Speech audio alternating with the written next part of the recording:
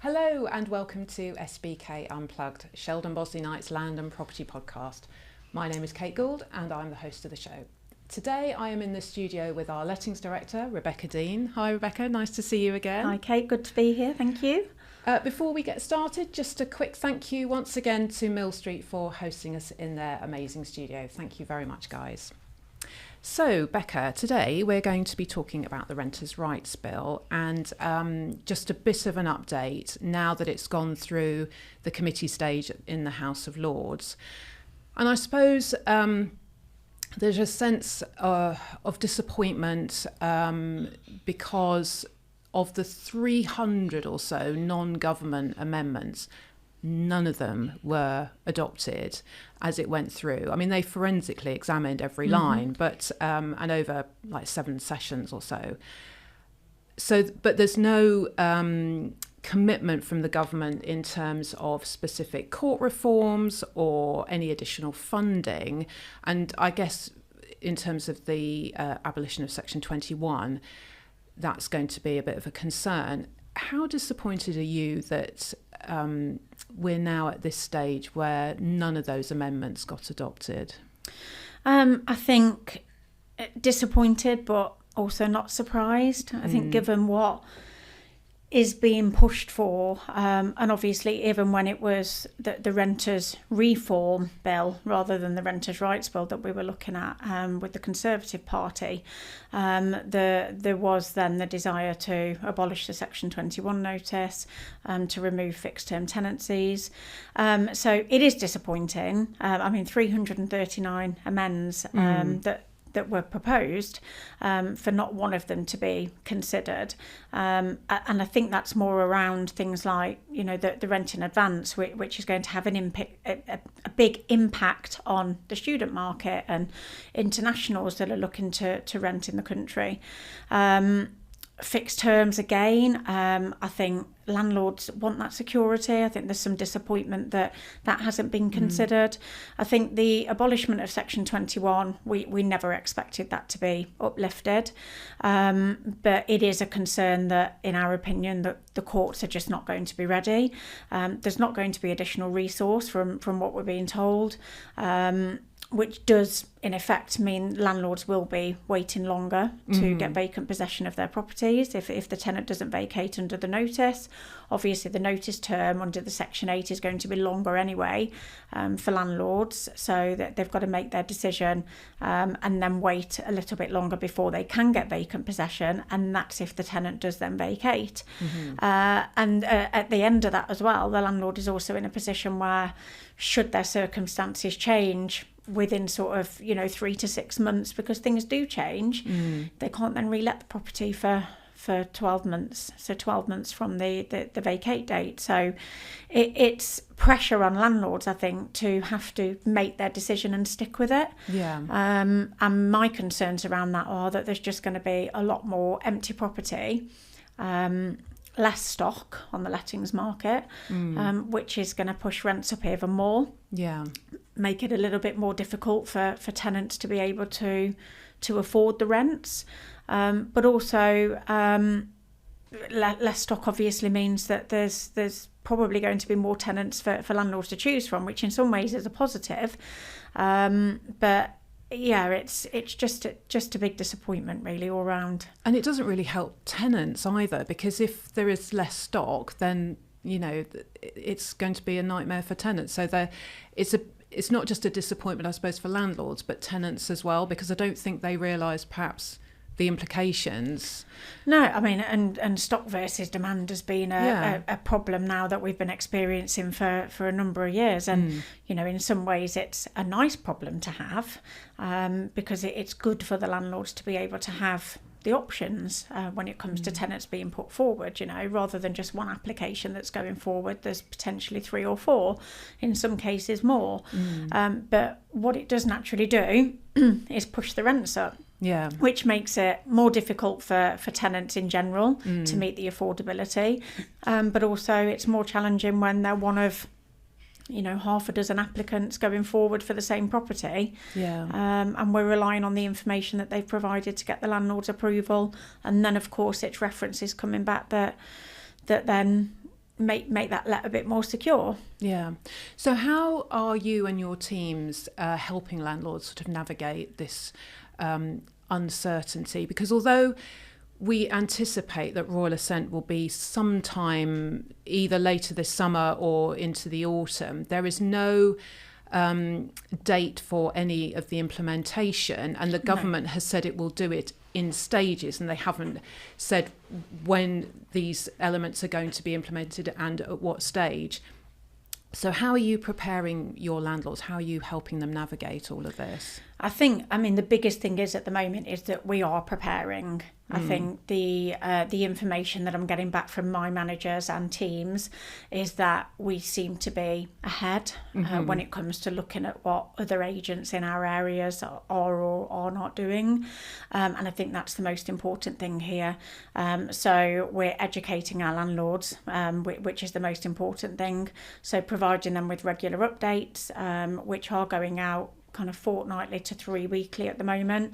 That will either be with podcast content, video content, recommendations on things that they can do and things that they can look at. Obviously, we've got our monthly landlord times. So it is about keeping landlords informed, making sure that they know what is to come and how we can support them, but also trying to do that in bite-sized chunks. Yeah. So instead of saying, here's what the bill potentially looks like, which could make them go, it's about just updating them on the important parts bit by bit so that they are educated, it's not a shock to them, and then when it all comes together, it's not brand new information that they haven't already heard of or been told. Yeah. In terms of the business and the teams and what they're working on, it's just really making sure that we know the portfolio, making sure that we know the services that the landlord has in place, the type of tenancy that's in place at the moment, making sure that the rent is at the right level that meets the market value. If rent increases are due, we're making sure that they are put in place where possible, and where landlords do want to keep the rent the same, because that does happen. You know, to keep a good tenant, the landlord will not increase the rent. Yeah. But we are trying to encourage that because of the changes that they should consider bringing that rent up to a market level. And then, in addition, really, it is just the rent guarantee and flat fare, which are additional services. So the rent guarantee and legal expenses cover to protect landlords against non-payment of rent, and also cover their legal expenses if they're in a position where they need to get vacant possession of the property through the courts. And flat fare, we did a podcast on flat fare recently, or with flat fare. We've got a partnership with them so that we can offer a deposit alternative, which provides the landlord with additional protection on the deposit at the end of the tenancy. So there's more information on that available in the flat fare podcast and through updates that we've also shared with landlords. But both of those things really we feel are giving landlords maximum protection if they've got those services in place. So that if the horrible circumstances that landlords really do feel concerned about happen, they have got that protection in place so that it alleviates the concern and also the expense. Yeah. And I guess doing it in bite-sized chunks, as you mentioned earlier, is really good, because there is such a lot of information and there are so many the bill is vast, isn't it? And there are so many things, elements within it. So giving it in bite-sized chunks so that landlords can fully understand must be really helpful for them. Yeah, we're getting some really good feedback from it. So, it might just be a, thank you, this is really great. But it might be a, could you please give me a quote for your rent guarantee service, please?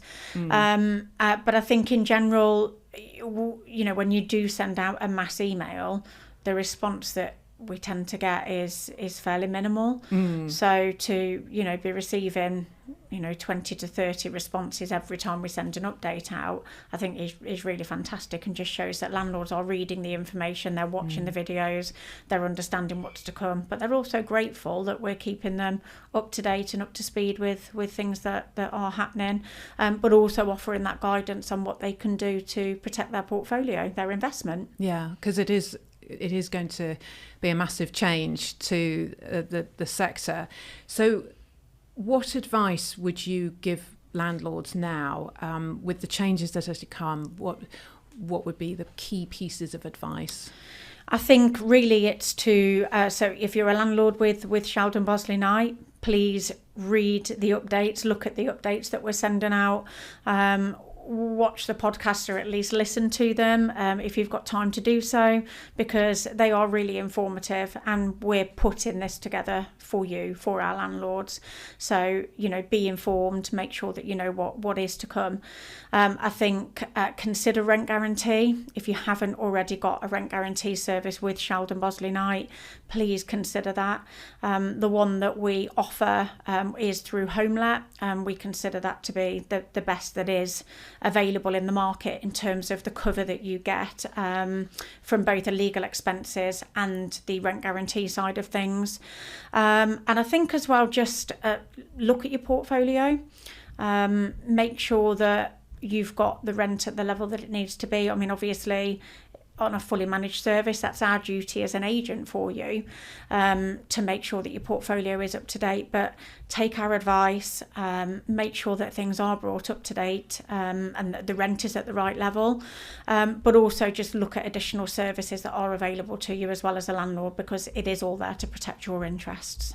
And I would suggest that perhaps if you're not with Sheldon Bosley Knight, that you need to have an agent who understands what's going on and is there to support you as a landlord. Absolutely, and I think that's going to be massively important for landlords who are either a tenant fine landlord at the moment and doing it themselves, or if they're a landlord with another agent. So it is important that you've got the updates. It is important that you know what is happening in the industry.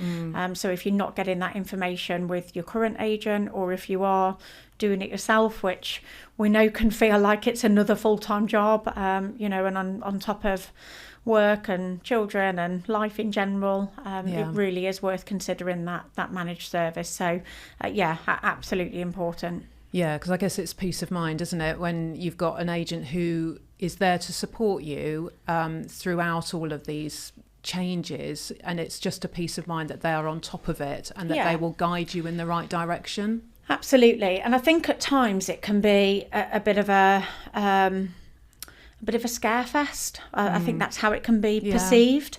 But for us, it's more about, it's important that the landlords know what is happening. It's important that we educate them, and we don't shy away from sharing information that is going to come into force.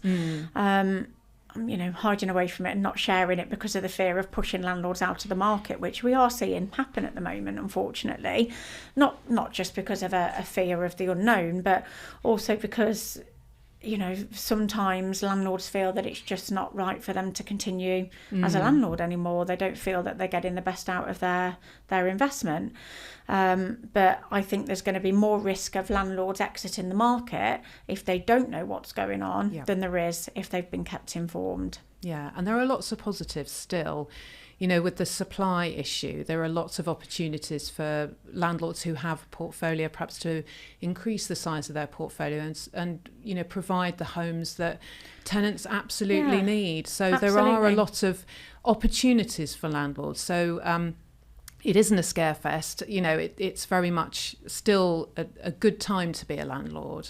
Yeah, absolutely. There are positives. There are lots of positives, and I think it is just about doing it in the right way, considering what you need as a landlord, thinking about what's more important to you or what your potential risks are. Is it that it's non-payment of rent? Is it that it's damage to the property? And talk to us about what your fear is, and we will offer services and talk to you about ways that we can alleviate those.